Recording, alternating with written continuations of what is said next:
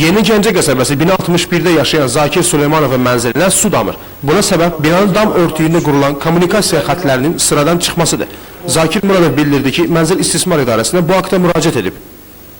Oradan injiner gəlib, 2 dənə fəhlə gəlibdi, baxıbdı bu turbaların qırığına, nasazlığına baxıbdı, bu bajanın olmadığı, belə açıq vəziyyətdə olmağına baxıbdı. Elə də qalıbdı, çıxıb gediblər, deyiblər bizlik deyil. Gərək özünüz yığışasınız eləyəsiniz. Mənim cərgəmdə də tək otaqlıdır, hamısı xəstədir, evdə olmurlar, imkansızdılar, heç bir də yaxın durub köməkdarlıq eləmək fikrində deyil. Məsələ ilə bağlı 4 saylı Mənzil İstismar İdarəsinə müraciət etdik. O yazılı bizə heç bir məlumat verməyibdi bizim idarəyə.